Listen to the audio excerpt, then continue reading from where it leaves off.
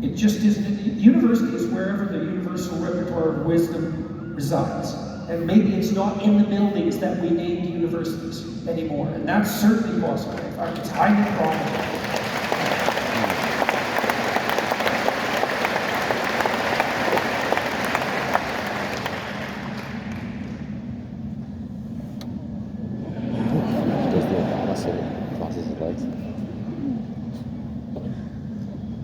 Here's one.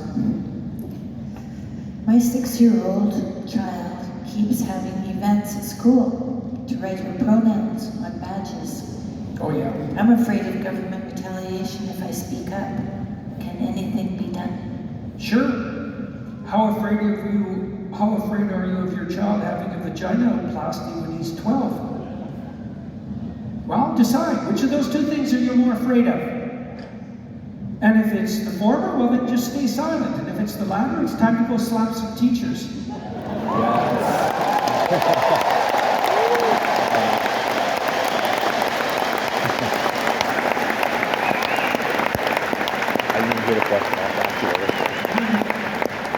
If you don't know how, get some allies. And if you and your allies don't know how, then learn. Because otherwise your kids are going to be using they, them pronouns.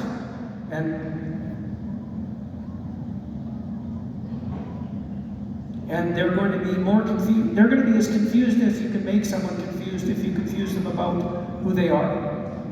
And you don't want your kids to be that confused. They'll be hopeless, because that's part of confusion, and they'll be anxiety-ridden. And that's just the beginning. And you might say, well, why are people conspiring to make kids confused and anxiety-ridden? Yeah, well, that's a deep question. I don't know why exactly. Misery loves company. That'd be one reason. And maybe another reason is that confused and hopeless people would rather double down on their foolishness and drag everyone along with them than learn. And if those happen to include your children, do you care? Not if you're silent. So, make your choice.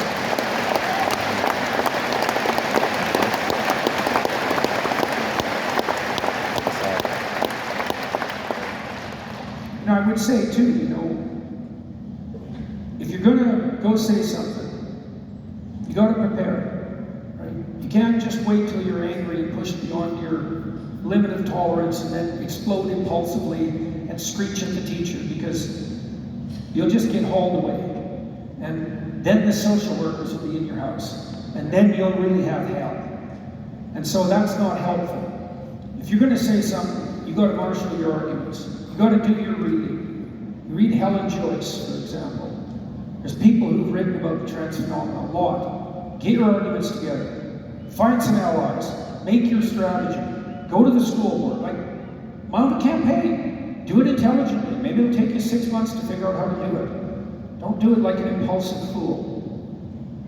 It's a good piece of advice for your marriage too. If there are things in your marriage that are bothering you can wait till they push you beyond the limit of tolerance and explode. Or you can think, we got a problem here.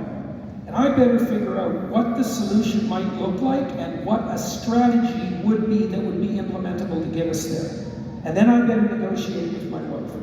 And that's a much better approach than impulsive explosiveness. And it's the same on the campaign trail that we're discussing in relationship to what's happening in schools. But and who knows what you'll learn by doing it. You might not be the sort of person that ever stood up and said what you had to say to people in positions of authority. So you're a slave. Well, maybe you have to learn how not to be. Maybe this is your opportunity. And is it going to be hard? Yes. But the alternative is pretty damn brutal. So pick your poison. You might as well pick the poison.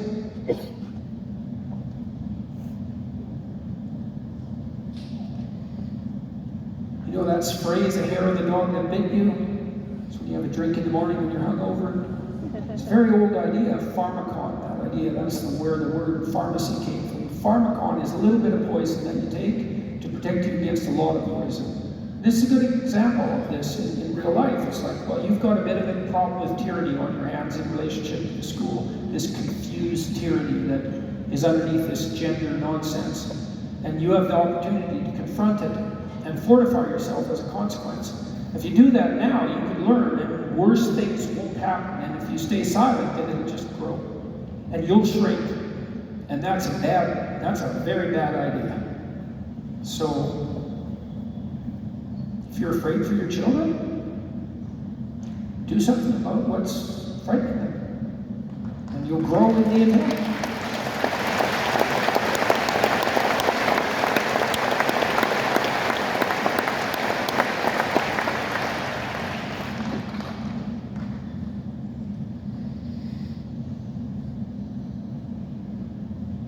You know, what could you do? What could I imagine doing? I was just imagining it.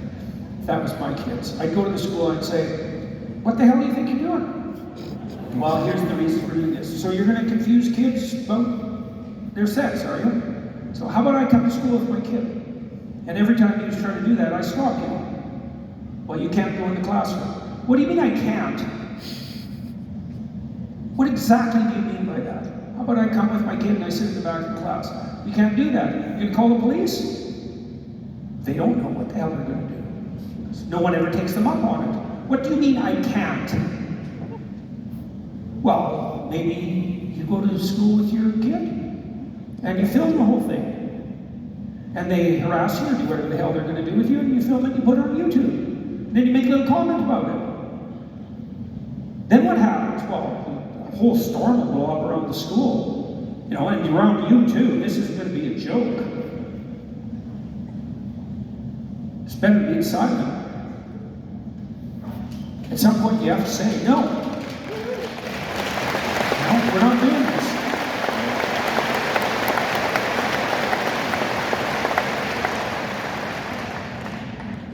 What traits does Pierre Poilievre have that will make him a good prime minister? Oh, God. He's such a gas bag. I hate that guy. So I've met him a couple of times. We've talked a fair bit. He's the opposite of charisma. And he's like anti-charisma. I always give my honest opinion. Pierre, not Pierre. Anti-charisma. Easily too. Easily boys. He's got a kind of an attack dog element to him, eh? And there's some real utility in that. He was pretty effective as an opposition member because he was pretty effective at going after the Liberals. And it was better, I thought, because I've known the previous, not exactly the previous Conservative leader, but some of the ones before them. And Conservatives in Canada have been put on the defensive. And Poilievre is not on the defensive, and so that's a good thing. And neither is Danielle Smith, and neither is Scott Moe. And that's a good thing. Enough defensiveness. Premier of Saskatchewan. Yeah. Now the problem with attack dog mode is it's somewhat unsettling, and it can rub people the wrong way. Poilievre doesn't pull that well with women. And Trudeau does, so I don't know what that says about the political judgment of women. Actually, I do know what it says. Actually. I'm being a smart ass, and I shouldn't be, but I do know what it says because most people don't pay much attention to politics, and Trudeau has a very well-practiced, superficial, compassionate charm. And if you don't pay any attention, that works. And Poilievre doesn't have that. He's a rougher guy. He's got rougher edges. And so he doesn't have that easy charm. And that's a problem. He doesn't hold that well with women, for example. Part of the reason, I'm kind of wondering why he's got that attack dog element to him, you know, because that can be bullied too much in high school, short fucker syndrome problem. Oh yeah, 100%. And I wondered about that with him. But when I met him, what I realized was the reason he was irritable in that manner, and I think this is genuine, is because he's heard enough misery from enough people so that it actually bothers him. And it does actually bother him. You know, because most of what he talked to me about when we met were stories that he heard on the campaign trail about generally working class people who were, well, in a situation where they were offering their best and it wasn't working. And I could tell it really bothered him. And so he's not a narcissist. And that's a good thing in a political leader, because politics, entertainment, finance, there's a lot of industries that attract more than their fair share of narcissists, and media and journalism is another one like that. Not that everyone in those domains is narcissistic, but if you're narcissistic, those are good domains for you. And I don't think Polyev is narcissistic at all. I think whatever aggression he displays is, you know, barring the faults that we all have, is actually a genuine consequence of the fact that he is deeply affected by the misery that many people are experiencing, and in no small part because of foolish policies in Canada. Every time I met him, I've liked him more. I really like his wife. She's a solid person. They seem to have a really good marriage, and that's a big deal. You know, and she's a real asset. He can't use her as much as he might as an asset because they have a child who has very serious developmental disabilities, and it's very difficult for them to travel with her, and genuinely difficult, and so that's an impediment in their way. But he's got a real marriage, and she's really behind him, and that's a big deal. It's something I'm very fortunate to have in my marriage. And so,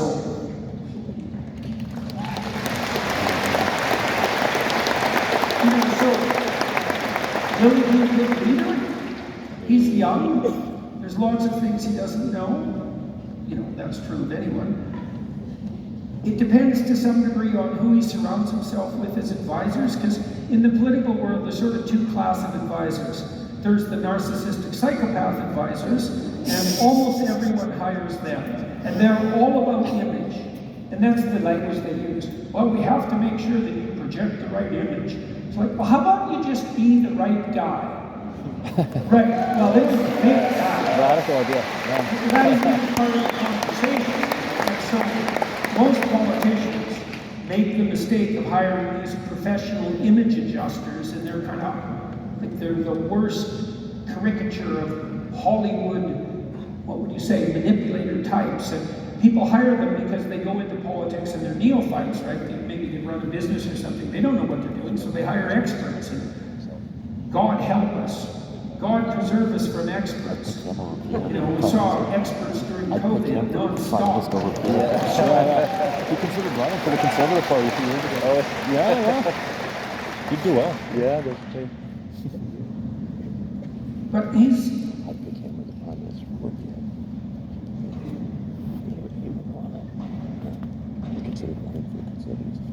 for my sense was that he could learn to do the job. And so, and then, what's the alternative? I mean, I don't know what the hell Jagmeet Singh is doing. He's just an absolute bloody mystery. He has all the flaws of Trudeau and none of the virtues. Oh, God. Oh, man.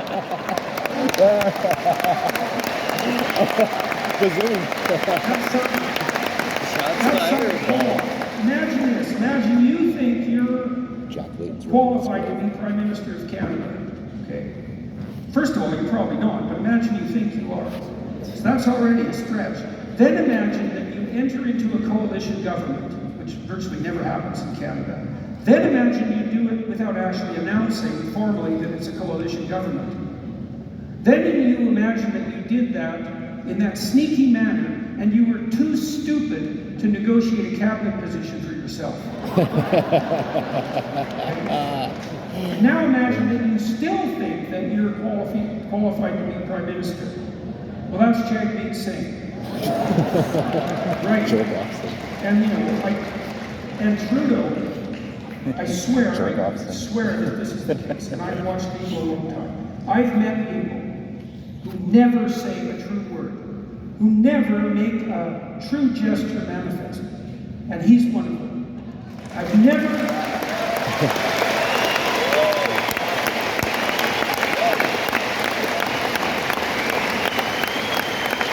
These people aren't from Victoria. I talked to people whose opinion I value deeply, who told me straight out that Trudeau played out grief at his father's funeral. Right. So, there's a diagnostic marker for you. So, next question. Last question. Last question. Last question. Did you say you did at the funeral? That he My wife and I are Oh, new gotcha. parents. Yeah. How can I be a better father and husband? Well, that's, asking that question is a good start.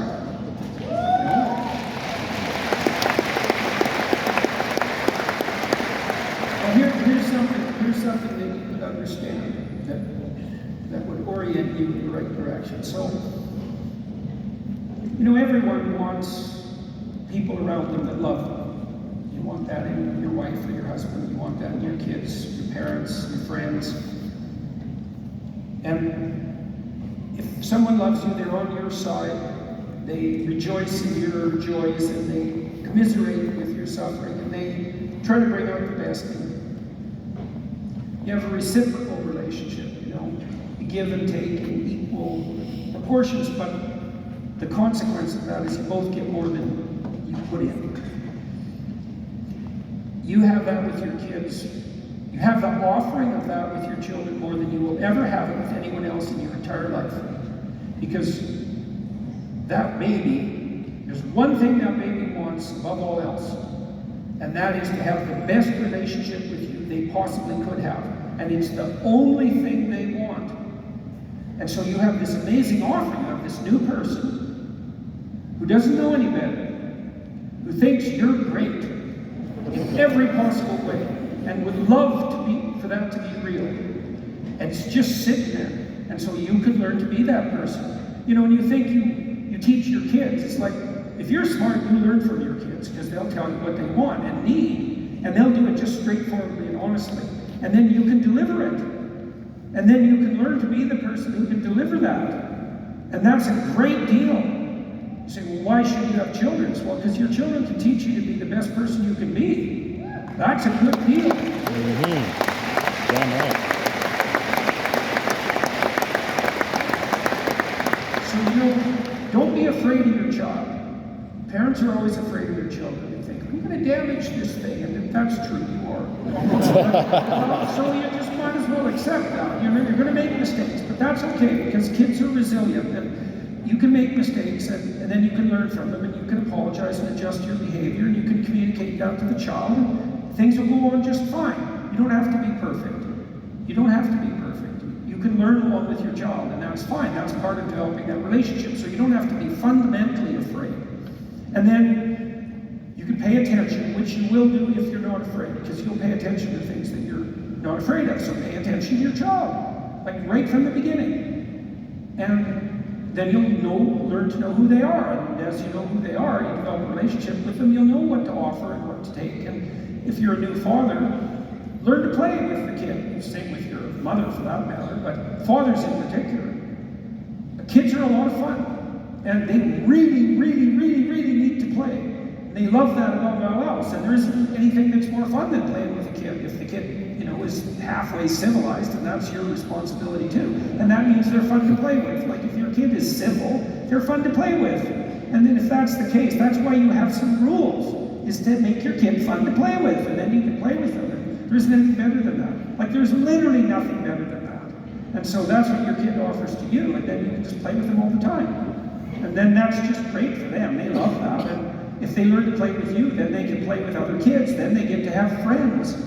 What a deal that is. And if they're the kind of kid who is playful and has friends, then they're also the kind of kid that other adults are going to respond to positively. And then adults will open up to them and offer them the world in consequence. And you can facilitate all that. And there isn't anything more pleasurable than that. You've got this new creature that you can love, and that will return that in spades if you allow someone as miserable and wretched as yourself to experience that, right? It's a hard thing to manage, because maybe you don't think you deserve it.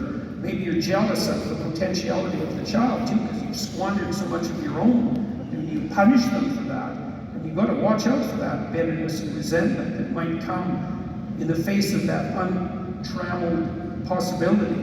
But if you know, look, this person wants no more than anything else in the world to have a good relationship with you. Like, what a deal that is. And you can start doing that right from day one and learn and adjust yourself so that that continues. You know, and well, Tammy told you the story about Julia, and she has a great relationship with Julia and a great relationship with Michaela. It's been more difficult with Michaela because Michaela was so ill, like just for like 2 decades, you know, near death for 2 decades. It's a long time, and it would make things complicated. But she had a completely untroubled relationship with Julian, and it's a wonderful thing to see. And so you can have that with your kids. It's a miraculous thing. You can have it with your wife too. That's a miraculous thing too. But it's right there for you. So take advantage of it, man, and don't miss it. You know, and your kids, they're not little for long. Don't miss it. It's 4 years, something like that. It's not a big chunk of your life. And it's an investment that pays off in spades, and it's just so ridiculously enjoyable while it's happening because of that spirit of play, you know. And so, and as a father, that's really what you can bring to the table, that spirit of play. So, and mothers, I would say to new mothers, don't be afraid of your husband playing with your kids. He's going to play rough. He's going to push them, you know, and they love that. You don't just watch. You won't be able to stand it. Oh, you're making him too excited. It's like, that's the point. You know, maybe you don't do it just before bedtime. Like that one, yes. Right. Your husband's there to push your kid to their limits, just like he's there to push you to your limits. All right, everybody. Thank you.